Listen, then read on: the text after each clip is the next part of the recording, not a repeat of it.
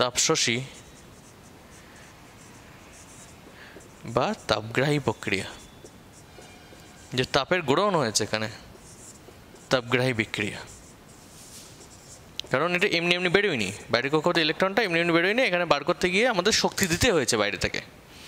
তাহলে তাপশোষী বা তাপগ্রাহী বিক্রিয়ার ক্ষেত্রে আমরা যে এনথালপির পরিবর্তনটা দেখি, সেটা আমরা এনথালপির পরিবর্তন কি বললেই এক্ষুনি একটু সমস্যায় পড়ে যাবে।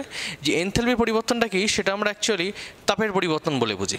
যে বিক্রিয়ায় বিক্রিয়ক পদার্থের যে তাপ এবং বিক্রিয়াত পদার্থের যে তাপ, সেই তাপের যে পরিবর্তন হচ্ছে সেটাকে আমরা এনথালপি দিয়ে বুঝি। এটা আমরা থার্মোডাইনামিক্স চ্যাপ্টারে, অর্থাৎ তাপগতিবিদ্যা চ্যাপ্টারে আরও ডিটেলসে পড়বো এনথালপি সম্পর্কে। এখানে একটা জিনিস শিখে নাও যে তাপশোষী বা তাপগ্রাহী বিক্রিয়ার ক্ষেত্রে তাপের শোষণ হয়।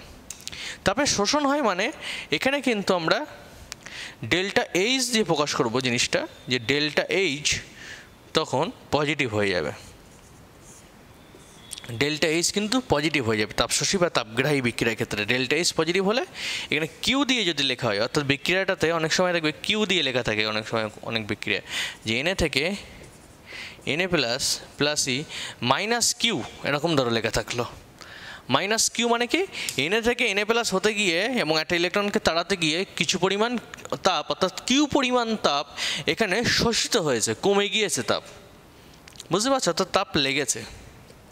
অনেক সময় কিউ এর মানটা দেওয়া থাকে, দেখা যাচ্ছে 100 কিলো ক্যালোরি বলে লেখা থাকলো বা 100 জুল বলে লেখা থাকলো, জায়গাটা মান লেখা থাকে। তাহলে মাইনাস কিউ বা মাইনাস তাপ, কিউ মানে কিন্তু তাপ, ঠিক আছে, এটাও কিউ মানে হচ্ছে তাপ, যেটা মাইনাস কিউ হয় সেটাই অ্যাকচুয়ালি ডেল্টা এইচ দিয়ে লিখলে পজিটিভ। বুঝতে পারছো? এটা কোনো ব্যাপার না, এটা মান দুটো একই, এটা 100 হলে এটাও 100 হবে মানটা, শুধুমাত্র কিউ দিয়ে লেখা থাকলে মাইনাস টার্ম দিয়ে লেখা থাকবে, তাপশোষী বিক্রিয়ার ক্ষেত্রে কথা বলছি। আর ডেল্টা এইচ দিয়ে থাকলে ওটা পজিটিভ দেওয়া থাকবে। অর্থাৎ আয়োনাইজেশন এনার্জি, আয়োনাইজেশন শক্তি আমরা যেখানে শিখব, সেখানে আমরা দেখব যে এনএ থেকে এনএ প্লাস করতে হচ্ছে, অর্থাৎ বাইরের কক্ষপথের একটি ইলেকট্রনকে তাড়াতে হচ্ছে। বাইরের কক্ষপথের একটি ইলেকট্রনকে তাড়াতে গেলে যে পরিমাণ শক্তি লাগছে সেটা হচ্ছে আয়োনাইজেশন এনার্জি। এই যে ডেল্টা এইচের যে পরিমাণটা, সেটাই হচ্ছে আয়োনাইজেশন এনার্জি। বুঝতে পারছো? অর্থাৎ ডেল্টা এইচটাকে আমরা আই বলে লিখতে পারি এখানে, যে ডেল্টা এইচের মান সেটাকে আমরা ডেল্টা এইচটাকেই ওখানে আমরা আই ই বলে লিখতে পারি, অর্থাৎ আয়োনাইজেশন এনার্জি, এবং সাফিক্সে আমরা লিখতে পারি I1। এই I1টা কেন আমরা লিখছি? I1 এই জন্য লিখছি যে একটা ইলেকট্রনকে বার করার জন্য যে শক্তি, সেটা হচ্ছে I1। বুঝতে পেরেছো? একটা ইলেকট্রনকে, সোডিয়ামের বাইরের কক্ষপথে একটা ইলেকট্রনকে, কিন্তু আমরা ইচ্ছা করলে করতে পারি যে আর একটা ইলেকট্রনকেও বার করতে পারি। তখন কী হবে? একসাথে দুটো বার করলে হবে না, একটা একটা করে বার করতে হবে। তাহলে এনএ থেকে আগে এনএ প্লাস করে নিয়েছি, এইবার এনএ প্লাস থেকে এনএ2 প্লাস করবো। সেটা কী করে করবো দেখো। তাহলে এনএ প্লাস হয়ে গেছে আমাদের, এইবার তৈরি হয়ে গেছে। এবার এনএ প্লাসের বাইরে থেকে আবার একটা ইলেকট্রন বার করবো।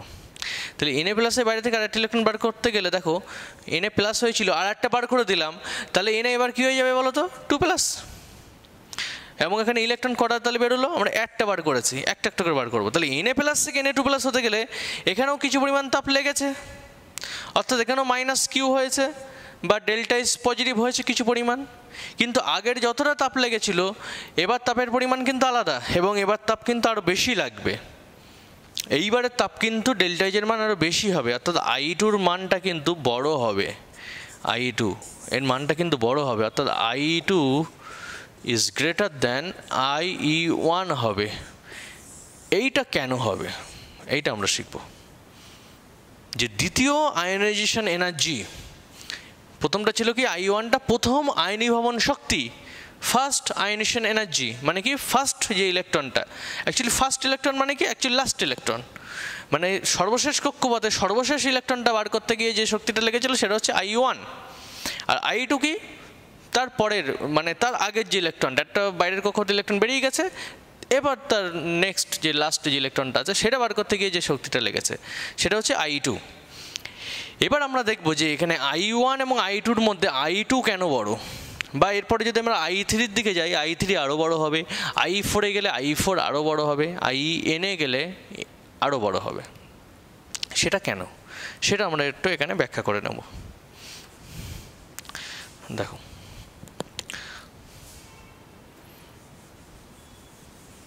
আমরা এটা একটু মুছছি।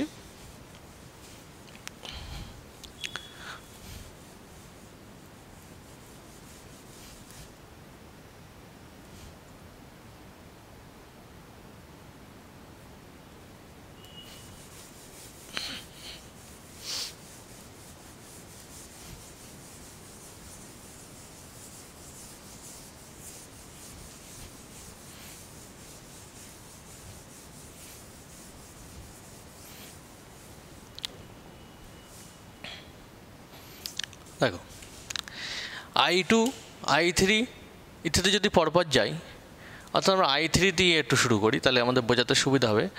I3 is greater than I2 is greater than I1।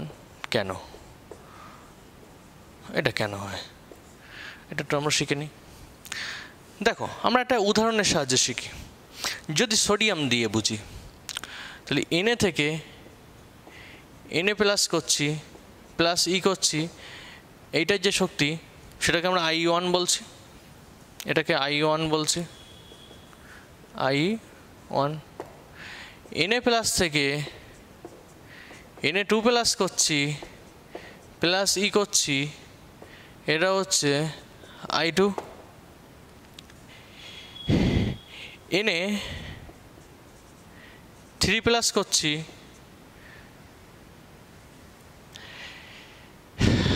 Na2 plus থেকে Na3 প্লাস করছি, প্লাস ই করছি, এটার ক্ষেত্রে হচ্ছে I3। ক্লিয়ার? এবার বলছে I3টা কেন বড়। লক্ষ্য করো, Na থেকে Na প্লাস করতে গিয়ে আমার যতটা শক্তি লাগছিল, Na প্লাস থেকে Na2 প্লাস করতে গেলে আরও বেশি শক্তি লাগবে। কারণ কেন বলো তো? কারণ একটু দেখি যে এর ক্ষেত্রে প্রোটন সংখ্যা 11টা, ইলেকট্রন সংখ্যাও কিন্তু 11টা, আর Na প্লাসের ক্ষেত্রে প্রোটন সংখ্যা 11টা থাকছে, ইলেকট্রন সংখ্যা কমে গিয়ে 10টা হয়ে যাচ্ছে। আবার Na2 প্লাসের ক্ষেত্রে এখানেও প্রোটন সংখ্যা 11টা, প্রোটন সংখ্যা 11টা, ইলেকট্রন সংখ্যা কিন্তু 9টা হয়ে গিয়েছে। বুঝতে পেরেছো? দেখো তাহলে Na থেকে Na প্লাস করতে গিয়ে আমাদের কিন্তু যতটা শক্তি লাগছিল, অর্থাৎ Na থেকে Na প্লাস করতে গেলে 11টা প্লাস 11টা মাইনাসকে আকর্ষণ করছিল, সেখান থেকে 11টা প্লাস আকর্ষণ করছে 10টা মাইনাসে। এটা করতে গিয়ে যত না শক্তি লাগছিল, Na প্লাস থেকে Na2 প্লাস করতে গিয়ে আরও বেশি শক্তি লাগছিল। কেন? কারণ দেখো এখানে যত না আকর্ষণ আছে, Na প্লাসের মধ্যে কিন্তু প্রোটন ইলেকট্রনের মধ্যে আকর্ষণ আরও ভালো আছে। কেন ভালো আছে? কারণ এখানে দেখো ইলেকট্রন সংখ্যা কমে গিয়েছে, প্রোটন সংখ্যা আবার বেড়ে গিয়েছে। তাহলে বাইরের যে কক্ষপথে ইলেকট্রনের উপর আকর্ষণ বল কিন্তু আরও ভালো আছে। তাহলে আকর্ষণ বল যেহেতু ভালো আছে, আকর্ষণ বল যদি ভালো থাকে, তাহলে বাইরের কক্ষপথের যে ইলেকট্রনটা আর কি সহজে বেরোতে পারবে? বেরোতে পারবে না, কারণ আকর্ষণ বল খুব ভালো আছে। কেন্দ্রের যে নিউক্লিয়াস, সেই নিউক্লিয়াসের ওই বাইরের কক্ষপথে ইলেকট্রনের উপর আকর্ষণ বলটা ভালো আছে। তাহলে সহজে কিন্তু ওটাকে তাড়ানো যাবে না, কিন্তু তাড়ানো যাবে, সহজে যাবে না, তাড়ানো যাবে। আরও বেশি শক্তি দিতে হবে। আগে যতটা শক্তি দিচ্ছিলাম, অর্থাৎ Na থেকে Na প্লাস করতে গিয়ে যতটা শক্তি দিচ্ছিলাম, তার চেয়ে বেশি শক্তি দিতে হবে। Na প্লাস থেকে Na2 প্লাস করতে গেলে তার চেয়ে বেশি শক্তি দিলাম, বেশি শক্তি দিলে বাইরে বেরিয়ে আসবে। এবং দেখো Na প্লাস থেকে Na2 প্লাস করতে গিয়ে বলছি আরও বেশি শক্তি দিতে হবে, কারণ দেখো এখানে আকর্ষণ বলটা কিন্তু আরও ভালো। কেন আরও ভালো?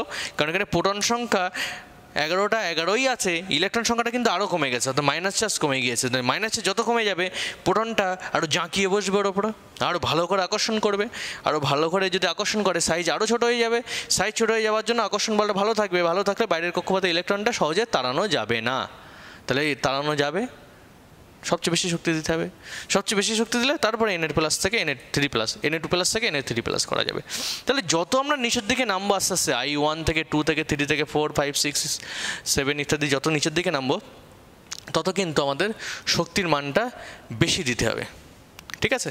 তাহলে এইটা মনে রাখবে যে I3 I2 I1 আস্তে আস্তে কিন্তু যত I এর মান বাড়বে, 3 4 মান বাড়বে, তত কিন্তু শক্তিটা বেশি লাগবে। আজকে আমরা আইনি ভবন এনথালপির থিওরি সম্পর্কে আলোচনা করলাম। সামনের দিন এখান থেকে কী ধরনের প্রশ্ন আসে সেটা সম্পর্কে আলোচনা করব। আজকে এই পর্যন্তই।